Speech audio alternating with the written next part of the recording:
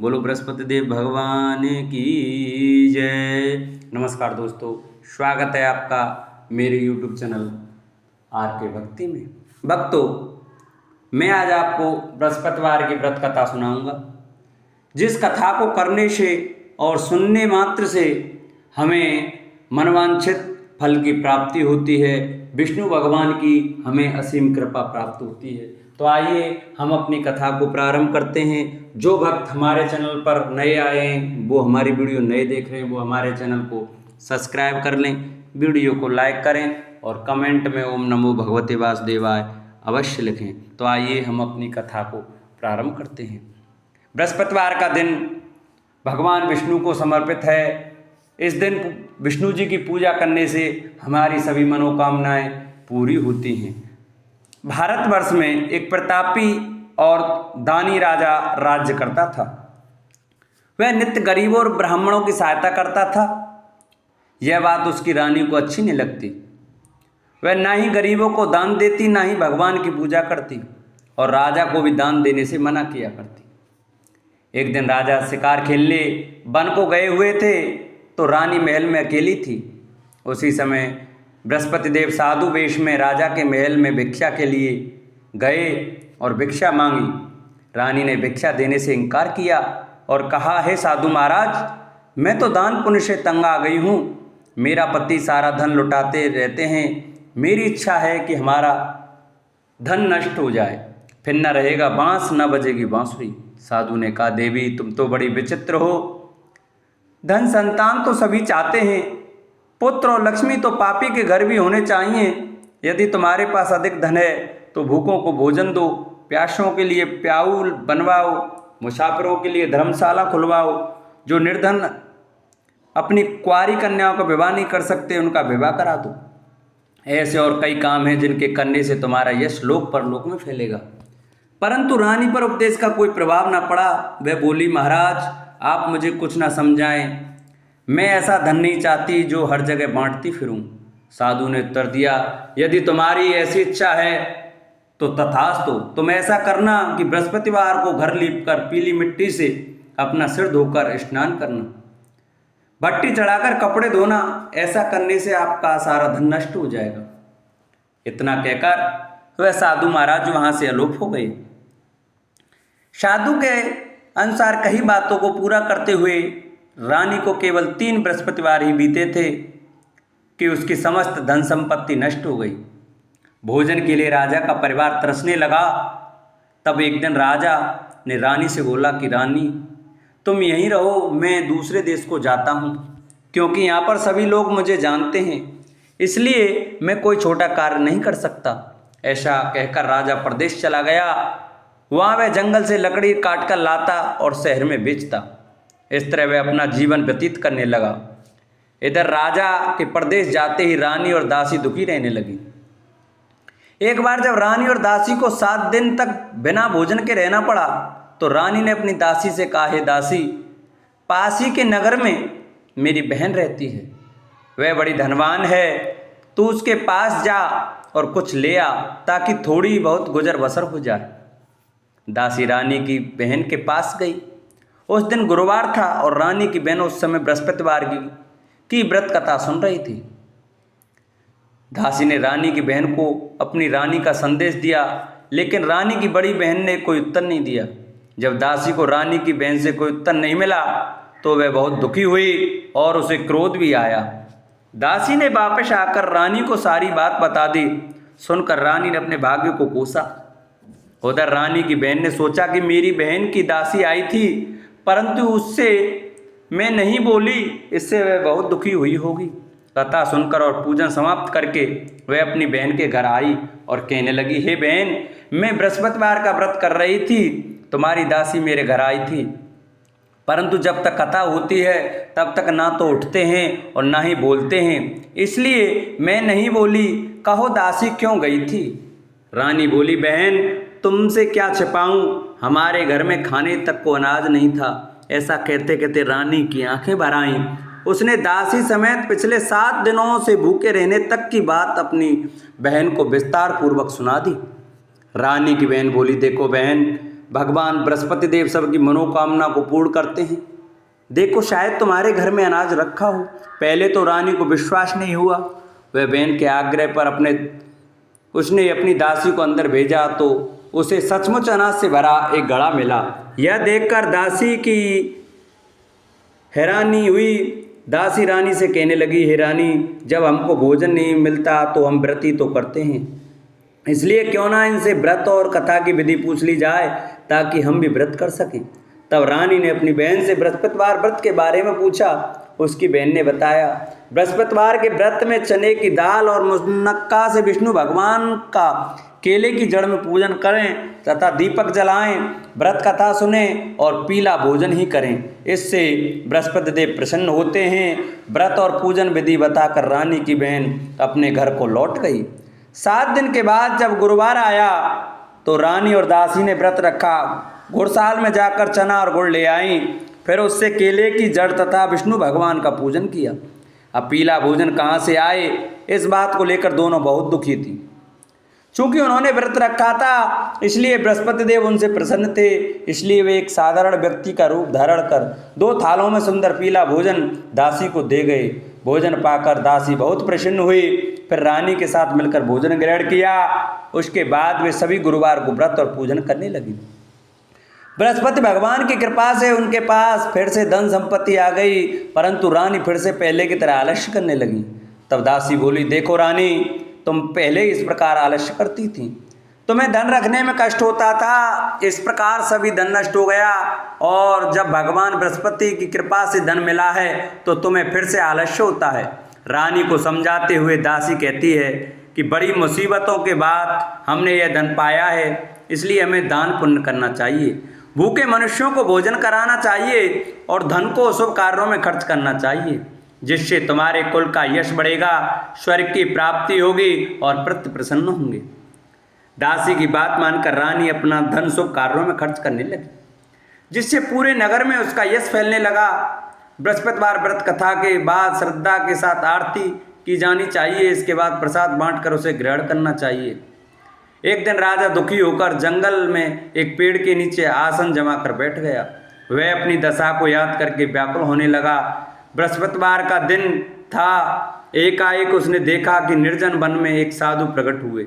वह साधु वेश में स्वयं बृहस्पति देवता थे। लकड़हारे के सामने आकर बोले, हे लकड़हारे, इस सुनसान जंगल में तू चिंता मग्न क्यों बैठा है? लकड़हारे ने दोनों हाथ जोड़कर प्रणाम किया और उत्तर दिया, महात्मा जी, आप सब कुछ जानते हैं, मैं क्या कहूँ? यह कहकर रोने लगा और साधु को अपनी आत्मकथा सुनाई। महात्मा जी ने कहा, तुम्हारी स्त्री ने बृहस्पति के दिन बृहस्पति भगवान का निरादर किया है, जिसके कारण रुष्ट होकर उन्होंने तुम्हारी यह दशा कर दी। अब तुम चिंता को दूर करके मेरे कहने पर चलो तो तुम्हारे सब कष्ट दूर हो जाएंगे और भगवान पहले से भी अधिक संपत्ति देंगे। तुम बृहस्पति के दिन कथा किया करो, 2 पैसे के चने मुनक्का लाकर उसका प्रसाद बनाओ और शुद्ध जल से लोटे में शक्कर मिलाकर अमृत तैयार करो। कथा के पश्चात अपने सारे परिवार और सुनने वाले प्रेमियों में अमृत व प्रसाद बांटकर आप भी ग्रहण करो। ऐसा करने से भगवान तुम्हारी सब मनोकामनाएं पूरी करेंगे। साधु के ऐसे वचन सुनकर लकड़हारा बोला, हे प्रभु, मुझे लकड़ी बेचकर इतना पैसा नहीं मिलता जिससे भोजन के उपरांत कुछ बचा सकूं। मैंने रात्रि में अपनी स्त्री को व्याकुल देखा है। मेरे पास कुछ भी नहीं है जिससे मैं उसकी खबर मंगा सकूं। साधु ने कहा, हे लकड़हारे, तुम किसी बात की चिंता मत करो। बृहस्पति के दिन तुम रोजाना की तरह लकड़ियां लेकर शहर को जाओ।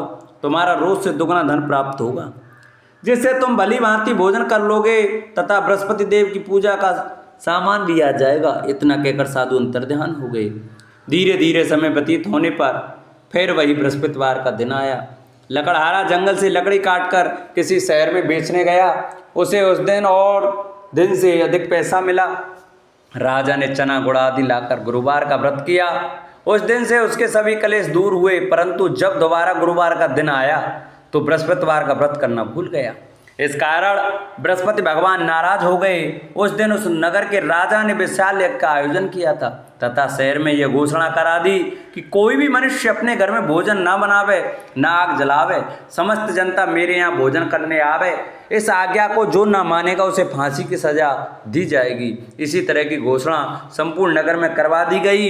राजा की आज्ञा अनुसार शहर के सभी लोग भोजन करने आए, लेकिन लकड़हारा कुछ देर से पहुंचा, इसलिए राजा उसको अपने साथ घर ले गए और ले जाकर भोजन करा ही रहे थे तो रानी की दृष्टि उस खूंटी पर पड़ी जिस पर उसका हार लटका हुआ था। वह वहां पर दिखाई नहीं दिया। रानी ने निश्चय किया कि मेरा हार इस मनुष्य ने चुरा लिया है। उसी समय सिपाहियों को बुलाकर उसको कारागार में डलवा दिया। जब लकड़हारा कारागार में पड़ गया और बहुत दुखी होकर विचार करने लगा कि न जाने कौन से पूर्व जन्म के कर्म से मुझे यह दुख प्राप्त हुआ है, और उसी साधु को याद करने लगा जो कि जंगल में मिला था। उसी समय तत्काल बृहस्पति देव साधु के रूप में प्रकट हुए और उसकी दशा को देखकर कहने लगे, अरे मूर्ख, तूने बृहस्पति देव की कथा नहीं सुनी करी, इस कारण तुझे दुख प्राप्त हुआ है। अब चिंता मत कर, बृहस्पतिवार के दिन कारागार के दरवाजे पर 4 पैसे पड़े मिलेंगे, उनसे तू बृहस्पति देव की पूजा करना, तेरे सभी कष्ट दूर हो जाएंगे। बृहस्पति के दिन उसे 4 पैसे मिले। लकड़हारे ने कहा, कहीं उसी रात्रि को बृहस्पति देव ने उस नगर के राजा को स्वप्न में कहा, हे राजा, तुमने जिस आदमी को कारागार में बंद कर दिया है वह निर्दोष है, वह राजा है, उसे छोड़ देना। रानी का हार उसी खूंटी पर लटका है, अगर तू ऐसा नहीं करेगा तो मैं तेरे राज्य को नष्ट कर दूंगा। इस तरह रात्रि के स्वप्न को देखकर राजा प्रातःकाल उठा और खूंटी पर हार देकर लकड़हारे को बुलाकर क्षमा मांगी तथा लकड़हारे को योग्य सुंदर वस्त्र आभूषण देकर विदा कर दिया। बृहस्पति देव की आज्ञा अनुसार लकड़हारा अपने नगर को चल दिया। राजा जब अपने नगर के निकट पहुंचा तो उसे बड़ा आश्चर्य हुआ। नगर में पहले से अधिक बाग, तालाब, कुएं तथा धर्मशाला, मंदिर आदि बन गए हैं। राजा ने पूछा, यह किसका बाग और धर्मशाला है? तब नगर के सब लोग कहने लगे, ये सब रानी और बांदी के हैं। तो राजा को आश्चर्य हुआ और गुस्सा भी आया। जब रानी ने यह खबर सुनी कि राजा आ रहे हैं तो उन्होंने बांदी से कहा कि दासी, देख, राजा हमको कितनी बुरी हालत में छोड़ के गए थे, हमारी ऐसी हालत देखकर वह लौट ना जाएं, इसलिए तू दरवाजे पर खड़ी हो जा। आज्ञा अनुसार दासी दरवाजे पर खड़ी हो गई। राजा आए तो उन्हें अपने साथ लेवा लाई। तब राजा ने क्रोध करके अपनी रानी से पूछा कि यह धन तुमने कैसे प्राप्त किया? तब उन्होंने कहा, हमें यह सब धन बृहस्पति देव के इस व्रत के प्रभाव से प्राप्त हुआ है। राजा ने निश्चय किया कि 7 रोज बाद तो सभी बृहस्पति देव का पूजन करते हैं, परंतु मैं प्रतिदिन दिन में 3 बार कहानी तथा रोज व्रत किया करूँगा। अब हर समय राजा के दुपट्टे में चने की दाल बंधी रहती तथा दिन में 3 बार कहानी कहता। एक रोज राजा ने विचार किया कि चलो अपनी बहन के यहाँ हुआ मैं। इस तरह निश्चय कर राजा घोड़े पर सवार हो अपनी बहन के यहाँ चलने लगा। मार्ग में उसने देखा कि कुछ आदमी एक मुर्दे को लिए जा रहे हैं। उन्हें रोककर राजा ने कहा, अरे भाइयों, मेरी बृहस्पति देव की कथा सुन लो। वे बोले, लो, हमारा तो आदमी मर गया है, इसको अपनी कथा की पड़ी है। परंतु कुछ आदमी बोले, अच्छा कहो, हम तुम्हारी कथा भी सुनेंगे। राजा ने दाल निकाली और जब कथा आदि हुई कि मुर्दा हिलने लग गया, और जब कथा समाप्त हो गई तो राम राम कह के मनुष्य उठकर खड़ा हो गया। आगे मार्ग में उसे एक किसान खेत में हल चलाता मिला। राजा ने उसे देख और उससे बोला, अरे भैया, तुम मेरी बृहस्पतिवार की कथा सुन लो। किसान बोला, जब तक मैं तेरी कथा सुनूंगा तब तक 4 हरैया जोत लूँगा, जा अपनी कथा किसी और को सुनाना। इस तरह राजा आगे चलने लगा। राजा के हटते ही बैल पछाड़ खाकर गिर गए तथा किसान के पेट में बड़ी जोर का दर्द होने लगा। उस समय उसकी माँ रोटी लेकर आई। उसने जब यह देखा तो अपने पुत्र से सब हाल पूछा और बेटे ने सभी हाल कह दिया। तो बुढ़िया दौड़ी दौड़ी उस घुड़सवार के पास गई और उससे बोली कि मैं तेरी कथा सुनूंगी, तू अपनी कथा मेरे खेत पर चलकर ही कहना। राजा ने बुढ़िया के खेत पर जाकर कथा कही, जिसके सुनते ही वे बैल उठ खड़े हुए तथा किसान के पेट का दर्द भी बंद हो गया। राजा अपनी बहन के घर पहुंचा। बहन ने भाई की खूब मेहमानी की। दूसरे रोज प्रातःकाल राजा जागा तो वह देखने लगा कि सब लोग भोजन कर रहे हैं। राजा ने अपनी बहन से कहा, ऐसा कोई मनुष्य है जिसने भोजन नहीं किया हो? मेरी बृहस्पतिवार की कथा सुन ले। बहन बोली, हे भैया, यह देश ऐसा ही है कि पहले यहाँ लोग भोजन करते हैं, बाद में अन्य काम करते हैं। अगर कोई पड़ोस में हो तो देखाऊं। वह ऐसा कहकर देखने चली गई, परंतु उसे कोई व्यक्ति नहीं मिला जिसने भोजन ना किया हो। अतः वह एक कुम्हार के घर गई जिसका लड़का बीमार था। उसे मालूम हुआ कि उसके यहाँ 3 रोज से किसी ने भोजन नहीं किया है। रानी ने अपने भाई की कथा सुनने के लिए कुम्हार से कहा। वह तैयार हो गया। राजा ने जाकर बृहस्पतिवार की कथा कही, जिसको सुनकर उसका लड़का ठीक हो गया। अब तो राजा की प्रशंसा होने लगी। एक रोज राजा ने अपनी बहन से कहा कि हे बहन, हम अपने घर को जाएंगे, तुम भी तैयार हो जाओ। राजा की बहन ने अपनी सास से कहा। सास ने कहा, चली जा, परंतु अपने लड़के को मत ले जाना, क्योंकि तेरे भाई के कोई औलाद नहीं है। बहन ने अपने भैया से कहा, हे भैया, मैं तो चलूंगी, पर कोई बालक नहीं जाएगा। राजा बोला, जब कोई बालक नहीं चलेगा तब तुम भी क्या करोगी। बड़े दुखी मन से राजा अपने नगर को लौट आया। राजा ने अपनी रानी से कहा, वह निर्वंशी है, हमारा मुख देखने का धर्म नहीं है और कुछ भोजन आदि नहीं किया। रानी बोली, हे प्रभु, बृहस्पति देव ने हमें सब कुछ दिया है, वह हमें औलाद अवश्य देंगे। उसी रात को बृहस्पति देव ने राजा से स्वप्न में कहा, हे राजा, उठ, सभी सोच त्याग दे, तेरी रानी गर्भ से है। राजा की यह बात सुनकर बड़ी खुशी हुई। 9वें महीने में उसके गर्भ से एक सुंदर पुत्र पैदा हुआ।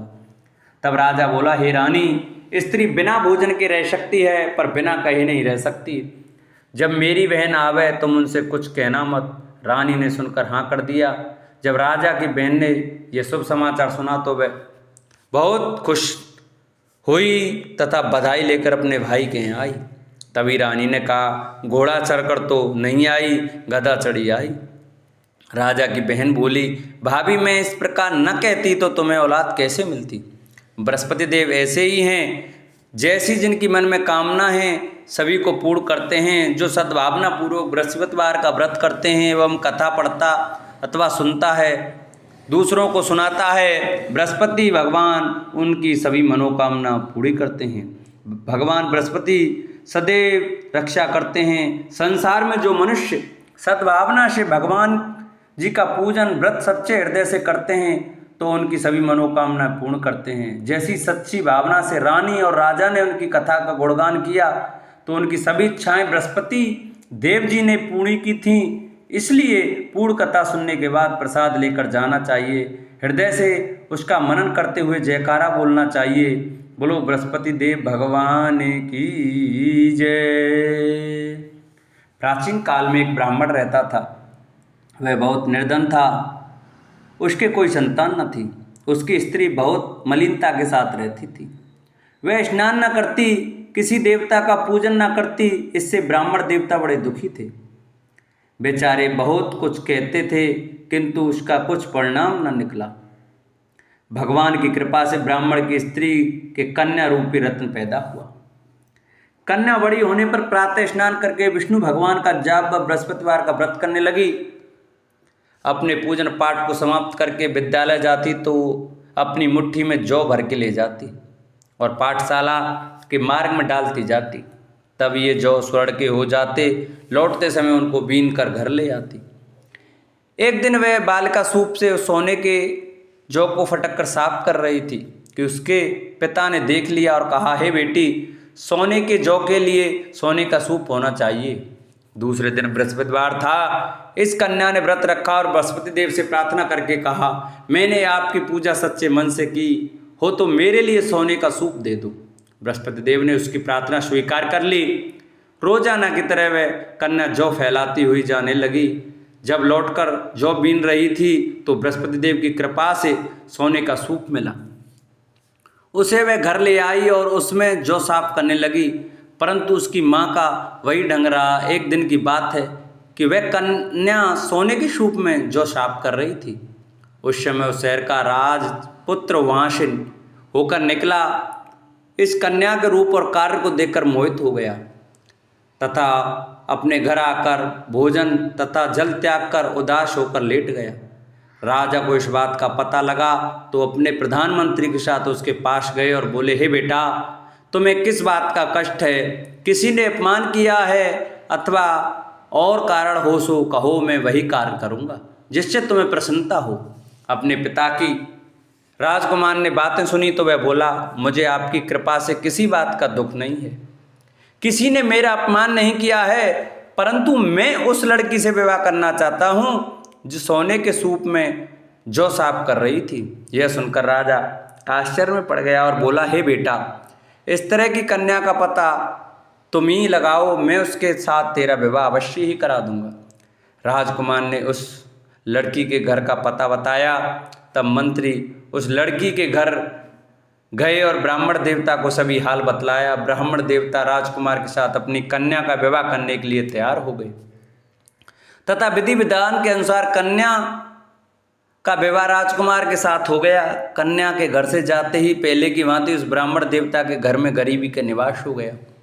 अब भोजन के लिए भी अन्न बड़ी मुश्किल से मिलता था। एक दिन दुखी होकर ब्राह्मण देवता अपनी पुत्री के पास गए। बेटी ने पिता की दुखी अवस्था को देखा और अपनी माँ का हाल पूछा। तब ब्राह्मण ने सभी हाल कहा। कन्या ने बहुत सा धन देकर अपने पिता को विदा कर दिया। इस तरह ब्राह्मण का कुछ समय सुखपूर्वक व्यतीत हुआ। कुछ दिन बाद फिर वही हाल हो गया। ब्राह्मण फिर अपनी कन्या के यहाँ गया और सारा हाल कहा तो लड़की बोली, हे पिताजी, आप माताजी को यहाँ लेवा लाओ, मैं उसे विधि बता दूंगी जिससे गरीबी दूर हो जाएगी। वह ब्राह्मण देवता अपनी स्त्री को साथ लेकर पहुँचे तो अपनी माँ को समझाने लगी, हे माँ, तुम प्रातःकाल स्नान आदि करके विष्णु भगवान का पूजन करो तो सब दरिद्रता दूर हो जाएगी। परंतु उसकी मांग ने एक भी बात नहीं मानी और प्रातःकाल उठकर अपनी पुत्री के बच्चों के झूठन को खा लिया। इससे उसकी पुत्री को बहुत गुस्सा आया और एक रात को कोठरी में सभी सामान निकाल दिया और अपनी माँ को उसमें बंद कर दिया। प्रातःकाल उसे निकाला तथा स्नान आदि करा के पाठ करवाया तो उसकी माँ की बुद्धि ठीक हो गई और फिर प्रत्येक बृहस्पतिवार को व्रत रखने लगी। इस व्रत के प्रभाव से उसके माँ बाप बहुत ही धनवान और पुत्रवान हो गए और बृहस्पति जी के प्रभाव से इस श्लोक में सुख भोग कर स्वर्ग को प्राप्त हुए। बोलो विष्णु भगवान की जय, बोलो बृहस्पति देव की जय। ओम जय जगदीश हरे, स्वामी जय जगदीश हरे। भक्त जनों के संकट, दास जनों के अवगुण, बंसी वाला दूर करे। ओम जय जगदीश हरे। जो ध्यावे फल पावे, दुख विन से मन का, स्वामी दुख विन से मन का। सुख संपत्ति घर आवे, श्याम सुंदर घर आवे, कष्ट मिटे तन का। ओम जय जगदीश हरे।